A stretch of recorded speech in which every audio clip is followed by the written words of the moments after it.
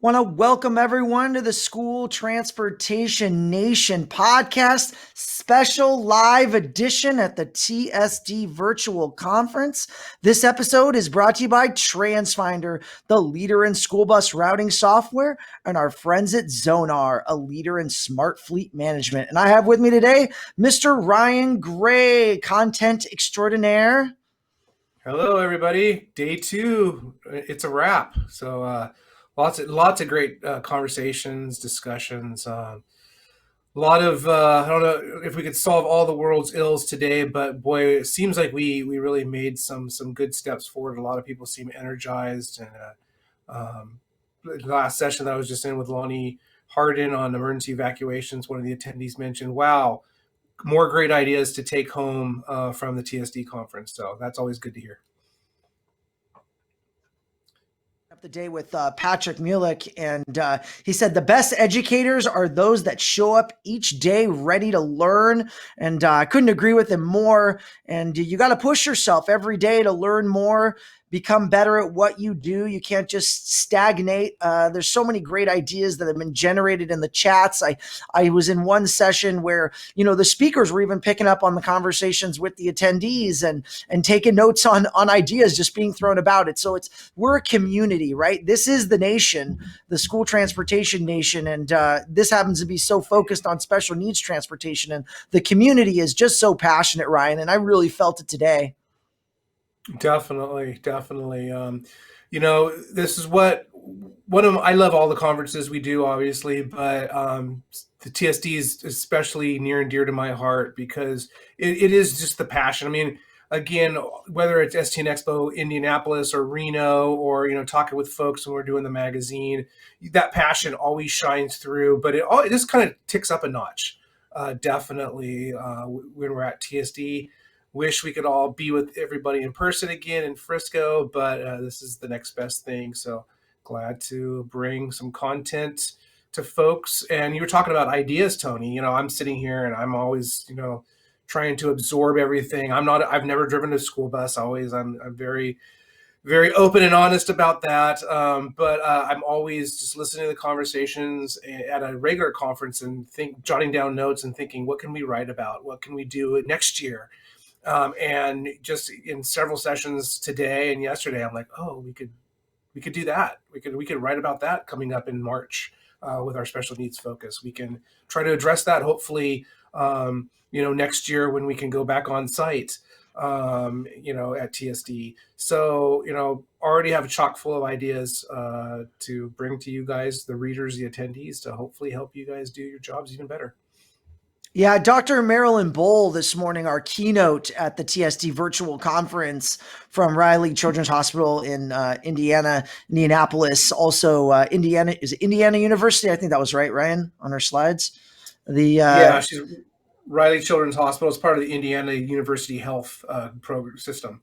So Got she's it. Yeah, their she talked in depth about the difference between cleaning and disinfecting. And I know you've written on the topic, Ryan, a bunch. And there was just a slew of questions in the chat talking about, what cleaner should we use? What do the manufacturers say we should do with like the mild soap? Someone even asked, hey, should I use rubbing alcohol? And someone jumped in and said, absolutely not. Do not use rubbing alcohol. So, not to mention the flammability, the durability, the strength of the product with repeated use 2-3 times a day. It's a real fine line. How do you keep product integrity, but at the same time, keep health in mind? And there's a real balance there, I think. And there seem to be just a ton of questions around what are the best practices around that. You want to share a little bit about maybe what we learned today, as well as maybe what you uncovered in your recent editorial? Yeah, well, when I wrote the article in our July issue, and you can head over to stnonline.com and go to our magazine section and find that. But really, Dr. Bull, probably summarized it even better than I could with her talk today about cleaning is removing germs. It's not necessarily killing them.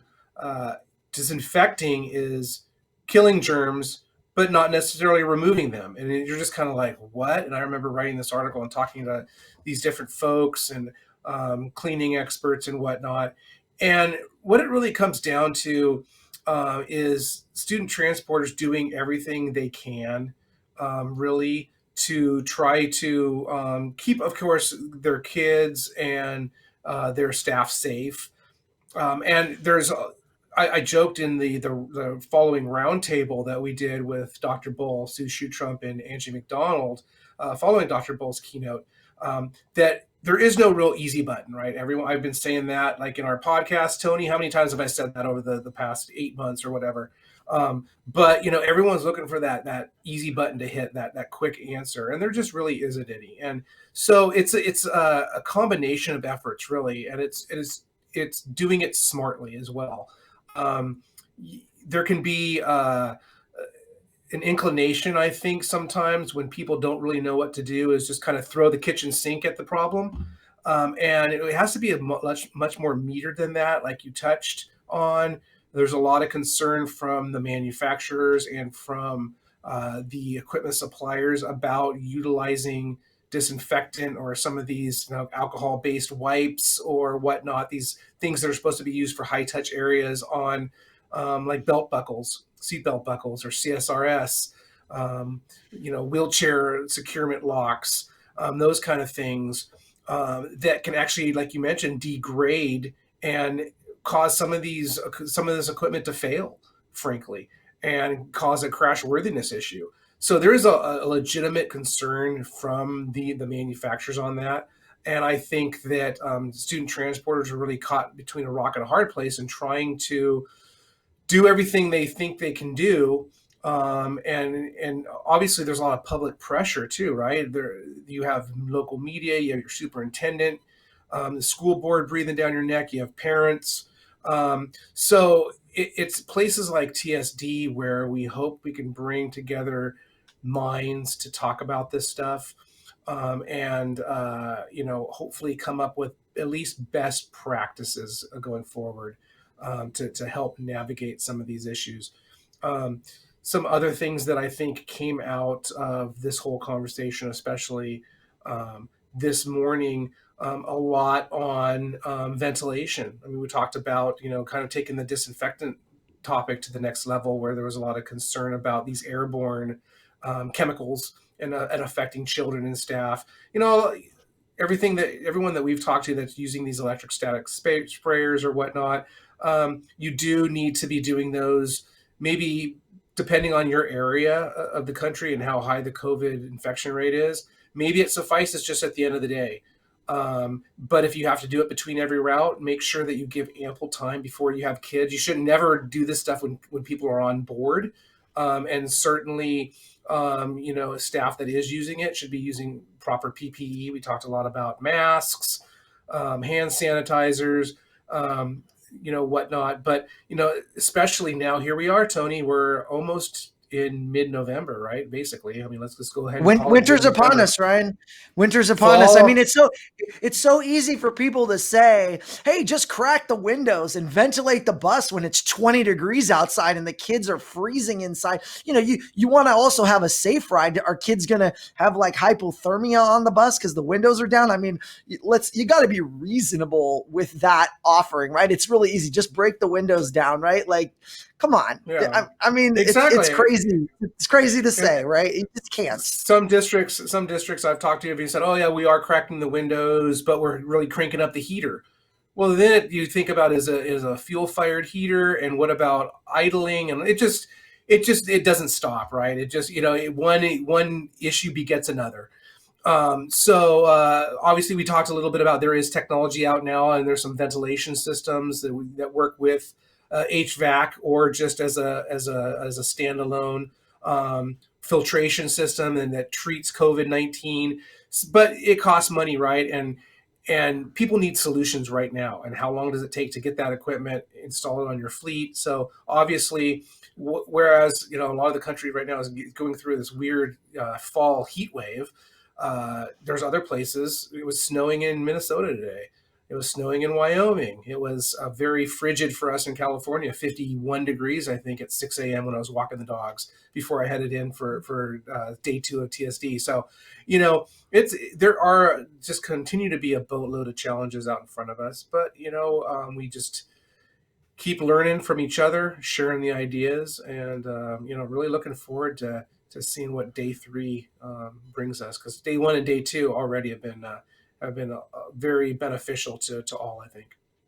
Yeah, air purification with HEPA filters and those sorts of technologies that are using UV lights to disperse and clean the air. I watched a video today by one of our sponsors, and it showed that they're putting hydrogen peroxide in the air, micro droplets to kill any airborne viruses within the cab. And I really suggest going to the trade show and visiting with these suppliers that have these filtration based products, just to talk to them about, what are the financial resources that are available, because there are dollars available for COVID based solutions, either at the state level or federal level. And I'm sure the companies will be happy to help you get grants to be able to go access those funds to purchase their technology. So use your resources, right? If you feel it's unattainable, start talking to people, start finding out, is it possible, right? In the end, you won't know unless you ask those questions to your suppliers. So they're here to help you on a daily basis to achieve your operational goals and your safety goals. And COVID is one of the biggest things we've ever faced as an industry, to try to challenge that in a confined space. It was talked about, you have a confined space with seats, lots of high touch areas, close proximity with special needs kids. Darren Rayum, who was a Q Straight Sherlock, did his presentation today showing the effective use of their technology and how to create a little more space, things maybe you didn't think of, little tips and tricks. And sessions like that are available in the Hop In trade show for TSD Virtual. If you want to go watch them again, catch up on those tips and tricks, we've got a bunch of other great presentations on the platform from Temple Grandin, Dr. Bull, a few other sessions that are on there selected that you can watch again on demand in the trade show hall. So really great stuff. And technology is a really big factor. And this tech tip is brought to you by Zonar, a leader in smart fleet management for students with special needs. Buses are running as usual, even during this pandemic, and everyone on board needs to go the extra mile to protect them. Enhance your safety strategies with modern fleet technology from Zonar. Ensure sanitization protocols are followed, track ridership to support contact tracing, and locate buses with precision for accuracy and accurate parent communications. Stop by the virtual booth during the TSD Virtual Conference to talk to your Zonar representative, or go online to zonarsystems.com/protect to learn more. And, speaking of that, I saw a great quote today during one of the sessions. Alone, we can do so little. Together, we can do so much. Helen Keller. That was shared by Julie Jellick during the session with Kathy Furneaux and John Benish. I thought the quote said so much about this conference, right? Alone, we can do so little. Together, we can do so much. And we couldn't do it without our speakers. And I know we have a special guest waiting in the wings, Ryan. Who do we have for Yes, everyone? Sue Shoetrump, tenured faculty member, TSD, supervisor of occupational and physical therapy at Trumbull County, Ohio, ESC, Trumbull County, Trumbull County, Ohio, ESC, yes. Sue, thanks for joining us. I know we were talking about collaboration. TSD is always a great venue for that. What have you been seeing in terms of collaboration so far? Oh, it's just been wonderful. I mean, if there's people are responding so much to not only the speakers, but to each other. And, as you read the chat box down the side of all of the presentations, I'm just taken by the warmth that people have. And they're so willing to share their expertise and share the things that work for them. And again, TSD never disappoints in that area. Never has. For all these years, we have so many people coming to the conference that wear different hats, from different roles.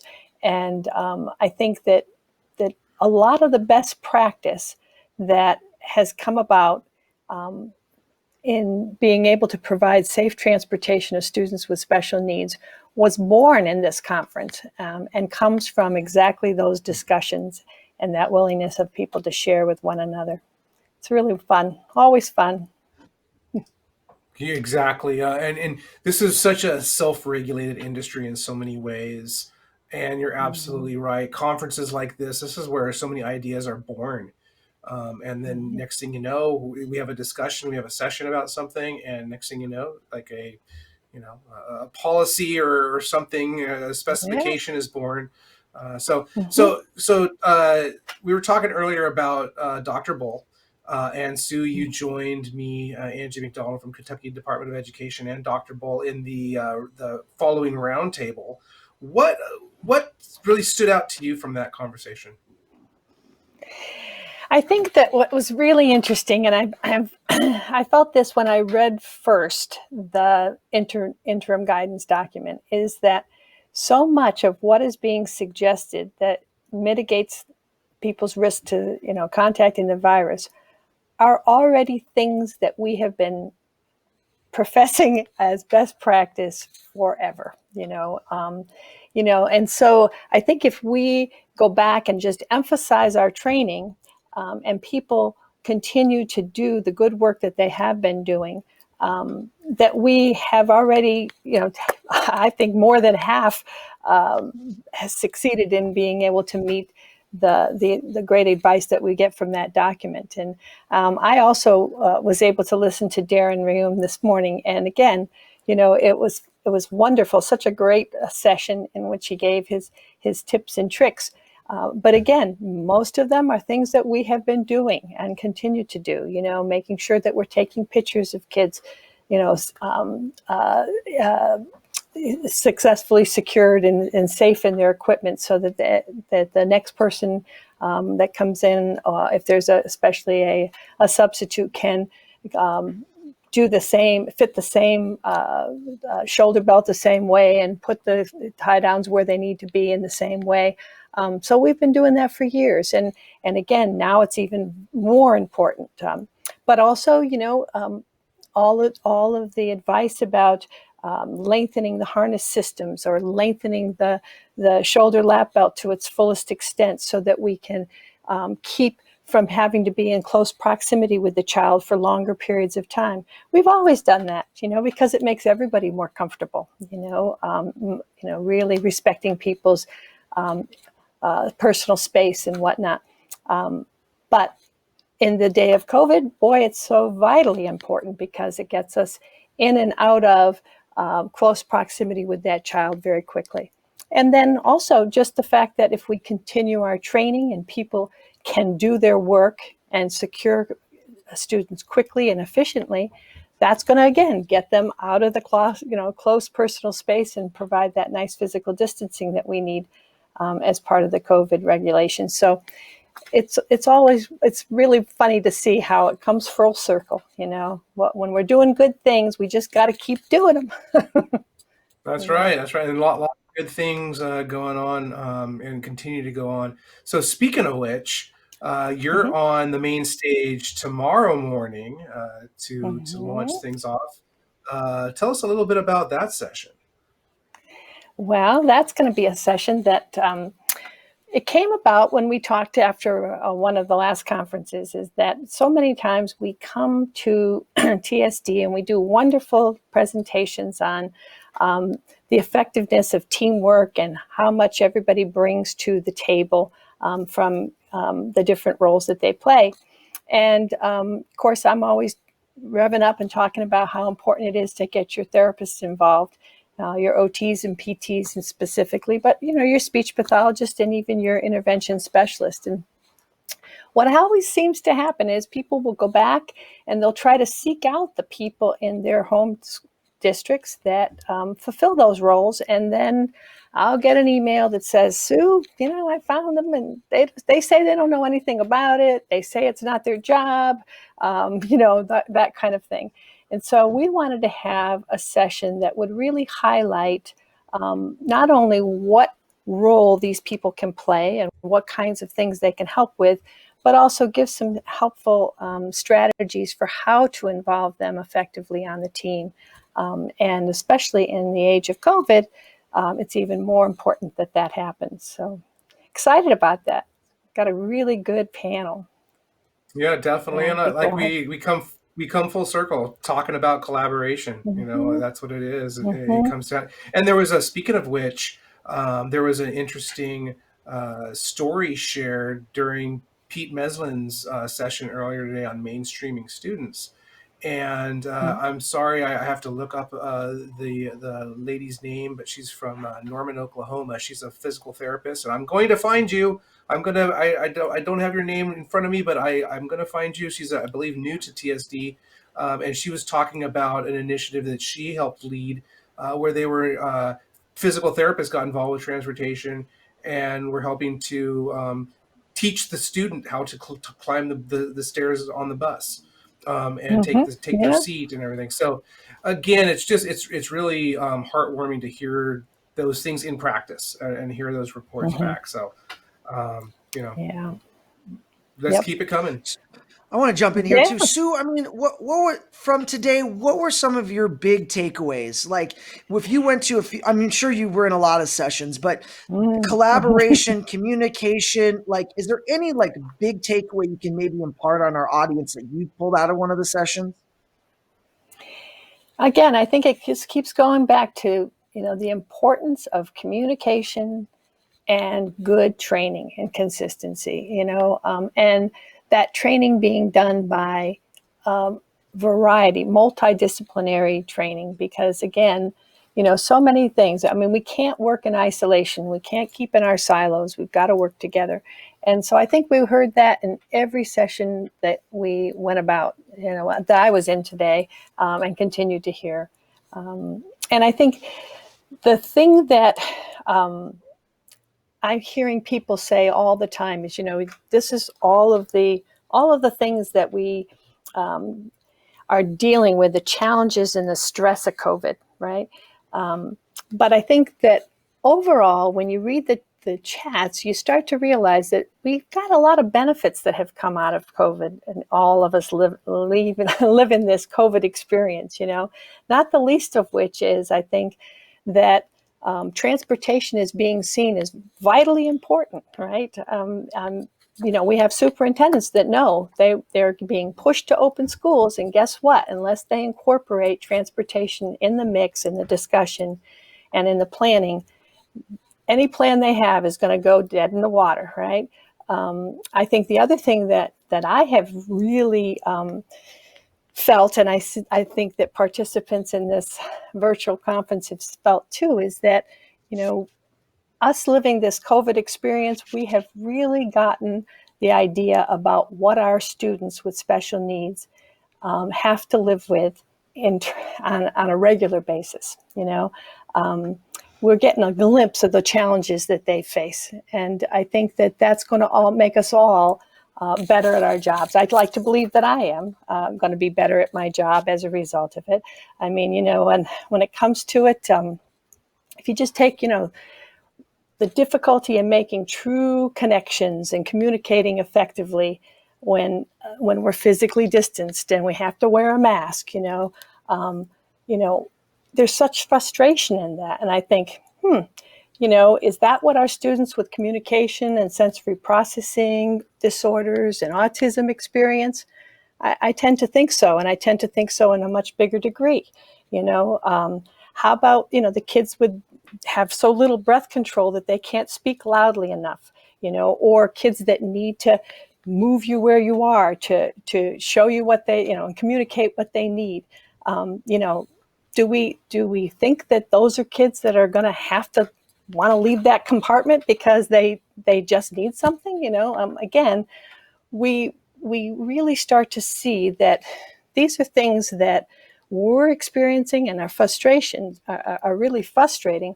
But certainly for our kiddos, it's a daily part of their lives. I know even too when I think about our kids that are dependent on technology, whether that's an augmentative communication device or a power wheelchair, and what they must feel like when that piece of equipment doesn't perform the way that it should, how their day goes south. And I'm sure much worse than when we get a little glitch on a Zoom meeting and a bad connection, But again, boy, when you're dependent on that technology, so again, I think we're all learning a great deal about our kiddos.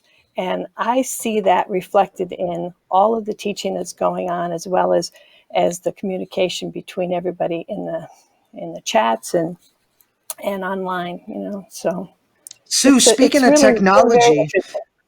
Yeah. yeah, well, speaking of technology, our friends at TransFinder understand that each school day, people are moving buses around the country to transport the most precious cargo to and from school, and there can be no more important job than keeping our children safe.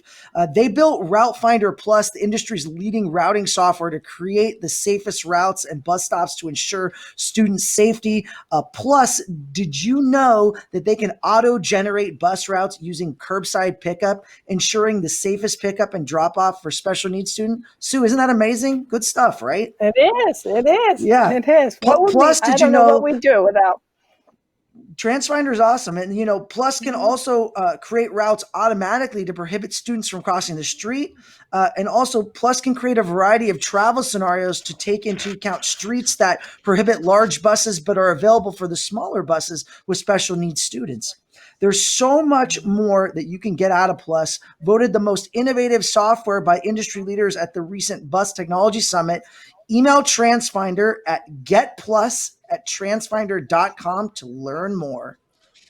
Yes. And hey, Sue, we have some winners. So we've been going on every day over the last 2 days. Cool. Yes, we talk about, go on to your sessions, chat, hopefully go on screen. Today's winners, session chats. Mindy Wells, a driver trainer at Elma School District number 68. Mindy. Yay. And joining her, Chris Mather, training coordinator at Ben Lapine Schools. I know that's in Oregon. I apologize, Mindy. I don't know where Elma School District is, but we'll find out soon enough because we owe you both $100 Amazon gift cards. And then the booth chats. Mary Sherman, Transportation Director Supervisor at Shoreline School District. So congratulations, Mindy, Chris. Way to go, Mary.